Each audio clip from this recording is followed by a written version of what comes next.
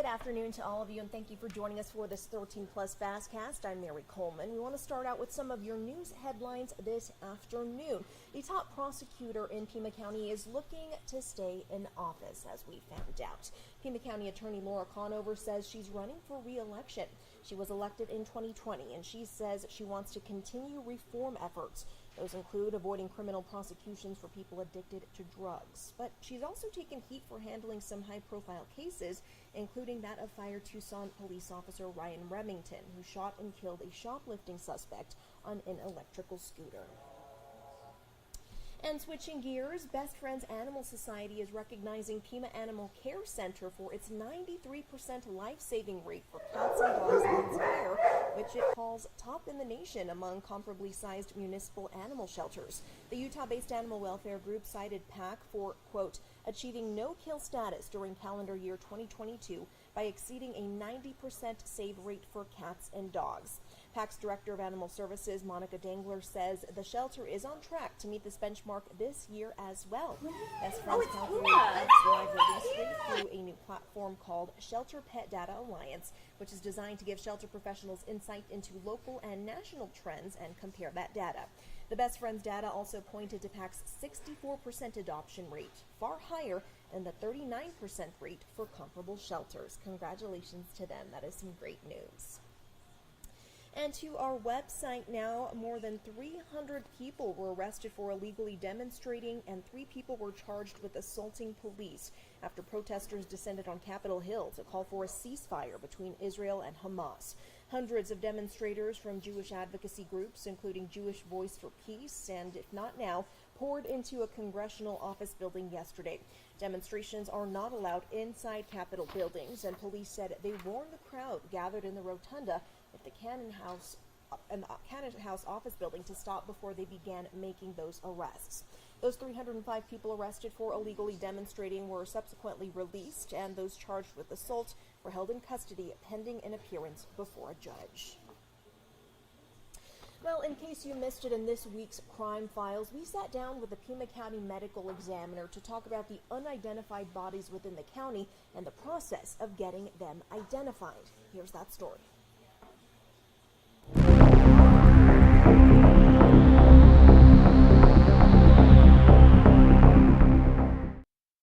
We knew it was an adult male found in a local wash, and there was some decomposition, which makes identification a little bit more difficult.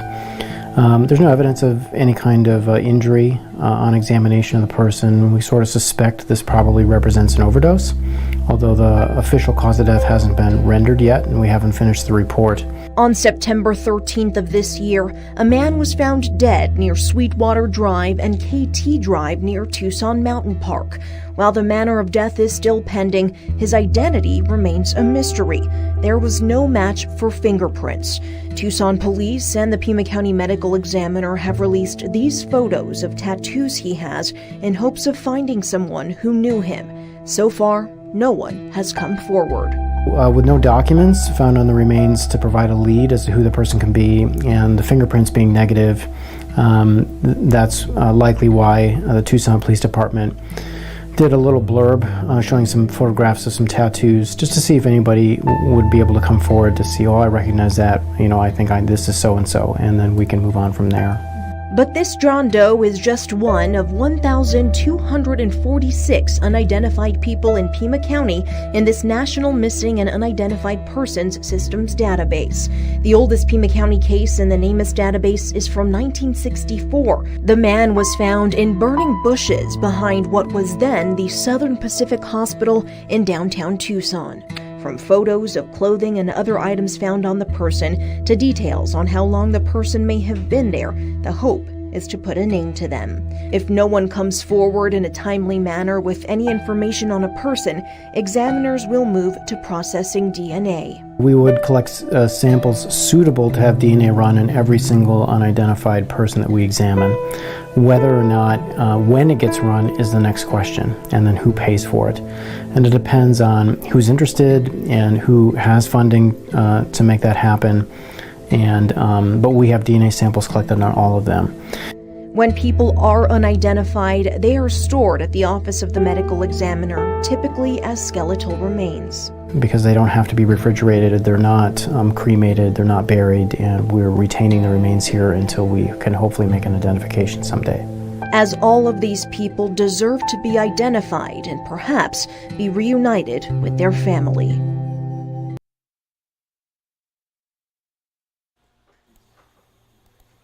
And switching gears now, Nokia is planning to eliminate up to 14,000 jobs. The Finnish telecom giant made that announcement today. Nokia currently employs roughly 86,000 people. In a statement, the company says the job cuts are due to a weaker market environment. Nokia is projecting the job cuts will help the company save approximately $420 million in the coming year and nearly $1.3 billion by the end of 2026. The announcement came on the same day Nokia reported worse than expected third quarter results. They showed that sales plunged nearly 20% in the third quarter compared to last year due to a weaker demand for 5G equipment. Well, over the past few years, billions of snow crabs have vanished from the ocean all around Alaska. And scientists think they finally know why. They believe that the crabs either died of starvation or moved due to warmer water temperatures. Snow crabs normally live in water that is close to freezing. Starting in 2018, water in the Bering Sea had a 2-year heat wave, which caused the crabs' metabolism to speed up and require them to eat more. Scientists say their caloric needs probably increased as much as 4 times, and there just wasn't enough food for them. Researchers say it's likely the crabs will move north as ice recedes and may never return to where they used to live.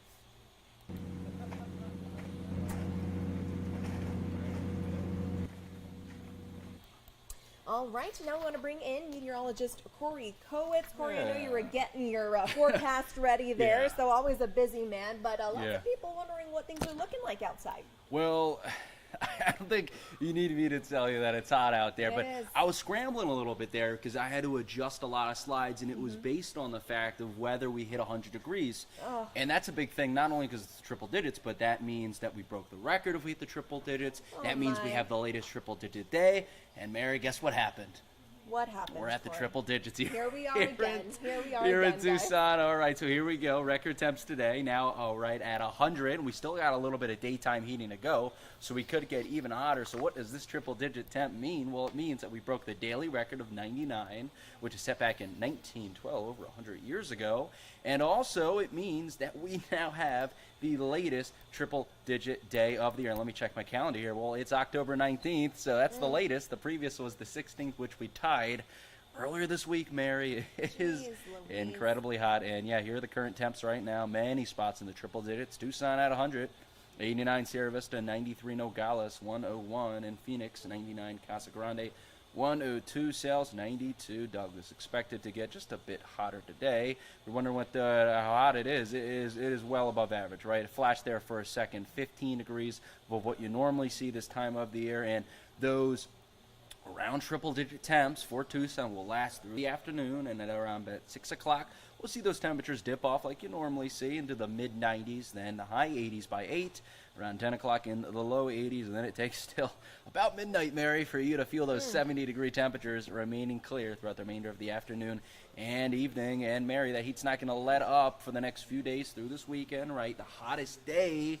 we're expecting it to be tomorrow. We're already at 100. We're anticipating 101 Friday. That'll make it 16 degrees above average for Saturday and Sunday in the high to mid-90s, still well above average. So if you want to find a good way to escape the heat, there's no better way than going to Summer Haven, especially if you're in the Tucson area. It's right there. Make that hour or two commute up there, because look at those temperatures.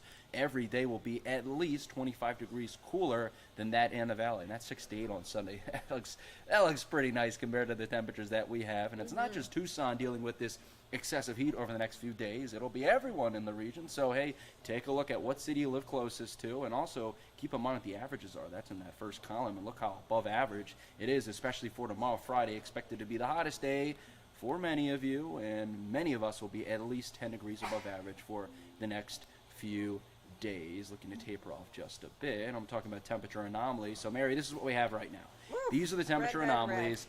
And so what that means is how above or below average you are for this time of the year. Nearly everyone here is 15 degrees or higher above average. I mean, look at Payson, which is to our north. They're 20 degrees hotter than what you normally see. So that's that's something. We're going to see those reds start to taper off just a little bit later this weekend, right? So most places now we're 10 degrees above average. But Mary, watch what happens early this week through mid this week. So this is for Tuesday in the midday. Now many of us in the region are going to be not just average, but well below average. Tucson 6 degrees below. How about places like Nogales and Sierra Vista? Now 11 degrees below average. This is pretty crazy. So yeah, look at these temperatures. We're going to be excessively hot. Then we're going to be above average still Monday, but a nice cool down. But how about in the 70s Tuesday and Wednesday? Talk about weather whiplash. So yeah, it's definitely a roller coaster of temps. During this temperature roller coaster, I would keep your hands and feet inside the vehicle because you don't want to get hurt because this is a pretty intense roller coaster here, right? So tomorrow, Friday, 101, would again be the latest triple-digit day ever. It would top today's record that we set. It would be 15 to 16 degrees above normal. 77 Tuesday, 24-degree drop in 4 days, down to 7 degrees below normal. All right, so now let's switch gears, and we know it's hot, so let's talk about something else, okay? I can talk about the heat all day long, but let's see that radar, and it's not showing anything. The sun's doing its work with no clouds to heat us up, and the whole southwest and really western half of the U.S. is remain clear. And one way to track rain, which we haven't really seen much of, hey, we saw some rain a little earlier this week, but we like to see a little bit more. We're really dry, but you see those dew points, which is the moisture in the air, jump up this weekend into early next week, and we're translating then to rain chances up to 40% on Tuesday. So with that pattern change may come a chance of rain along with maybe some gusty winds. We're also tracking gusts up to 25 miles per hour Monday and Tuesday, something we're also watching. But overall, here's your 7-day forecast. You can split it in half. Friday to Sunday, summer, and then Monday is kind of like that transitional period. And then to your right, it's going to feel like fall with some rain, maybe some gusty winds, and cooler temperatures. Really, how long though, Corey? So, right? That's the thing. Right? I'll believe it when I see it. I know, right? It is an incredible thing to talk about with the temperatures we have. But so we have today through Sunday. It's going to be dry, sunny, no wind. It's just heat's just going to be sitting there over you. Then we're going to get that wind going. We're going to get some rain going. We're going to get some cooler temperatures. Really crazy stuff to look at this 7-day. Indeed. Well, thank you for getting it done for us. So keep an eye I on try the my weather. best to change the weather for you. There you go. Thank you. Well, you are about to see what might be the most Australian video ever. One Aussie put his black belt on to use when a wild kangaroo wouldn't let go of his dog. Check out the video. Jeannie Moose has that story. What's a martial arts instructor do when he sees a kangaroo trying to drown his dog? I'm gonna punch your head in. Look at my dog. Mick Maloney slapped the kangaroo. The kangaroo smacked his phone into the river, but released the dog. This Australian black belt couldn't stop laughing. Even teasing the 3 dogs he'd been out walking. It's likely Hatchie, the Akita, chased the kangaroo into the water. Hachi, not feeling so tough now, are you, dude? Where were you to save him? And you? Online commenters were impressed. One more step closer and the dog gets it. This is terrifying. Kangaroo claws are even sold as back scratchers. Check out Mick's hand. Look. Mick is used to tussling, but not with this. That thing was jacked. When I wrestled with it, it was like I was hugging a fridge. Mick isn't the first guy to rescue his dog from a kangaroo. When this zookeeper saw his dog Max in a headlock, he ran over and they put up their dukes, man versus marsupial. Let it go, dogs, let's go. The look of disbelief says it all. You did not actually do that, dude.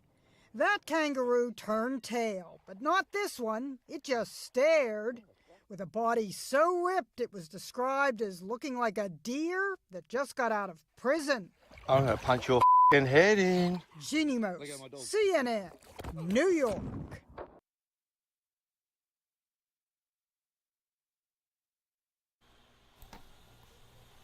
Quite the video there, huh? I think it's pretty scary. I know a lot of people were laughing at it. It's funny to see them boxing, but I would be terrified if I saw that. And if my dog was in his arms. Glad everyone is safe, though. We're going to leave you with the live look of Mount Bigelow right now. Things still looking pretty warm. As Corey just mentioned, we broke another record. Not the one we wanted to break, but hey, better than 110, right? We'll take it. Hope you all enjoy your afternoon. We'll see you back here at 7.